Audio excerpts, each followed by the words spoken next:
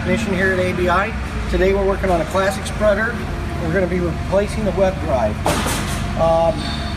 Basically, it doesn't matter what size you have classic spreader. Today happens to be a 50. But the main thing is when you're working on the slats, this one came in and it had no slats, no chains at all. So what I did was I started by putting slats in and attaching the chain links in between.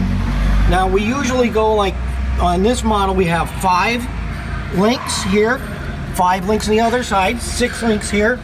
On the next one, 6 links on the other side. The main thing is we stagger them for tension, but we also may have to make sure that if we have 6 on this side, we have 6 on this. If we get them off number on each side, our web chain is going to run sideways and then it's going to stop in the corners, get caught, bind, and then you're going to break parts. So make sure those are even. Alright, so now before we get started putting our chain around our idler sprocket, what we're going to want to do is make sure that we've loosened our locks for our tensioner. We'll loosen both of them, and now we're going to do this on both sides. So loosen the locks on the side, and then loosen the nut on the tensioning rod in the front, so that we have the idler sprocket back as far as possible, so that we have more slop to work with, so later we can tighten it back up with these. Alright, now that we've got our web chain started, I've got it drooping out the rear of the spreader by the widespread area. I've tied a rope onto each side of the slat, so I can pull it up over the frame underneath so it follows the right groove going up as I add sections to it. Okay, so now we have the ropes pulled through on each end of the chain on the other side. Now we take our lever that engages our web drive. And what we do, we pull this down and keep jacking it up. And if you notice, you'll see the chain moving to the back. So we're moving the chain to the back and we're pulling it forward. Pulling it forward with the ropes, pulling it back with the lever. We want to run it back enough that we can have enough room to put in our next section.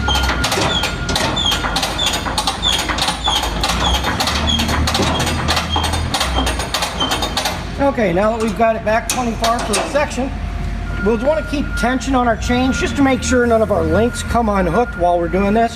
So what I'm going to do is I'm just going to tie off to the lever arm.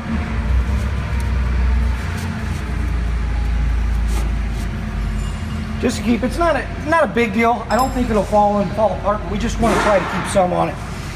And before we start, we'll count our links. We have 1, 2, 3, 4, 5. So now I've already put my links together here.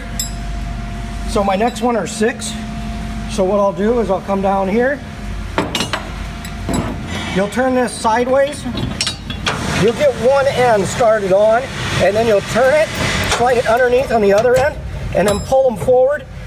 And try to keep pulling the slack out, so you don't want them kinked where they're setting way up. You want to try and pull the slack out, so when you install the next section you don't have too many, and then when you get to the end you might have to take some out. So keep the slack out as you go to make it a little easier. Again, start one end, turn it sideways, got it in place.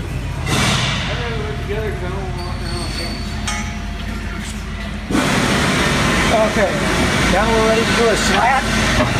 The slat, you're going to have to turn your chain a little bit sideways. Start one end, turn it, get the other one, and then they're kind of hard to get into place a little bit, but what I do is I try and pop them in and then just tap them a little.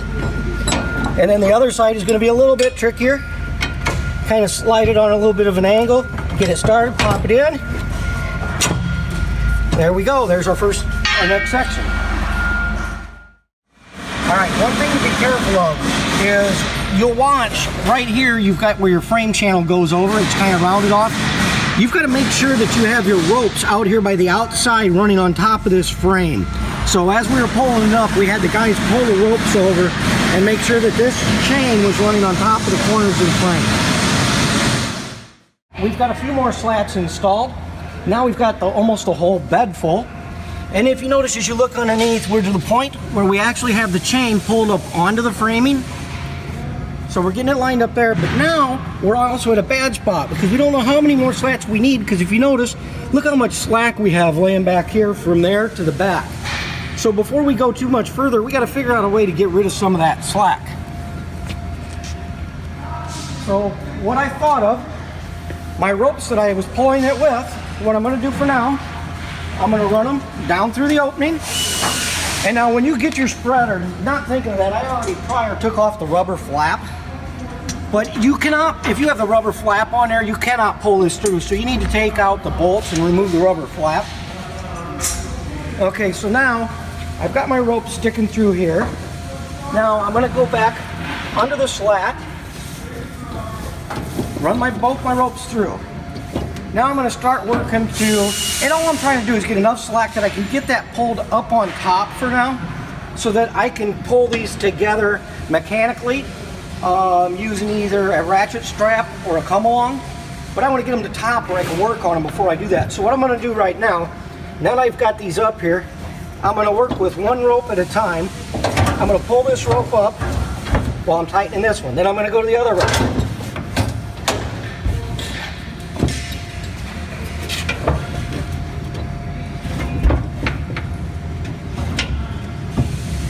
Didn't get much slack. Oh, okay.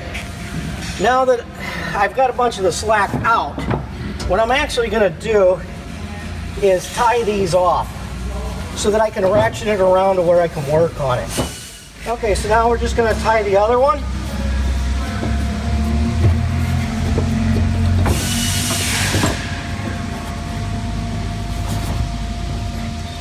Now, we've got some of the slack out. We still have a lot of slack, as you notice. I mean, it's not real bad, but there's still plenty of slack.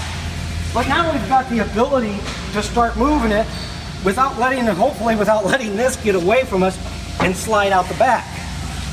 So now what we're going to try doing, and we got to, right now it's going to want to go sideways because we don't have any tensioners on it. Once we get the tension set right and everything, it won't do that. Alright, so now that we see that our last slat is finally in visibility. You know, we're close to getting it around the idler. Now what we have to do is we're going to have to release a little bit of tension because we're going to need some slack to work with to get it around there, to get it on top so that we can use it.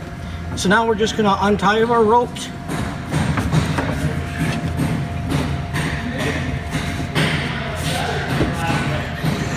And we're going to drop this down just a little ways.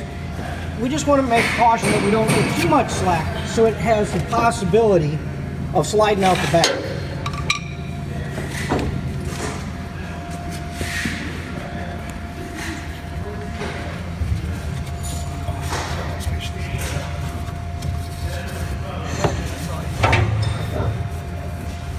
Again, we're just slacking it up so we got room to move it. Then we're going to retie it so that as we move, it can't, this whole chain just can't rip straight out the back of the unit, and then we have to start all over from scratch. So now we got our slack.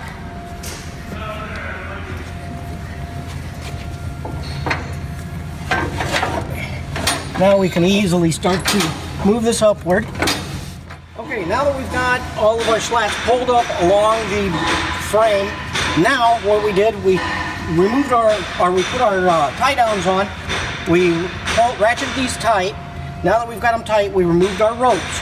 Now we're going to work on slowly putting these links into place to get our last slat installed. Right now we have it really tight. I mean, as tight as it can possibly get underneath. So we're going to add links to loosen that back up, and then we can use our star sprocket tighteners and tension that back up.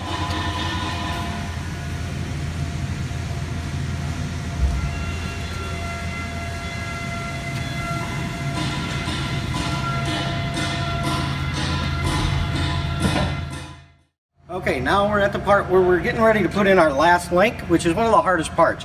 We have switched down to just one strap and put it in the center to give us both rooms. We already did the link on the other side, but the last link on each side works the same.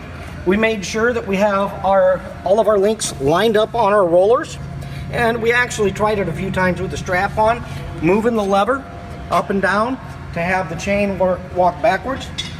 Now after we've done those steps and we got it right, what we want to do, we want to turn this link a little bit sideways and move it so that we pinched it in behind the one link. Now after we do that, we take our screwdriver and we wedge it in between the links. Now we're going to pry this to line it up. After we get it lined up, we're just going to tap it with a hammer, click it into place. Okay, now that we've removed our strap from the inside, we have all of our links in place. Now our next item to do is to reset our tension.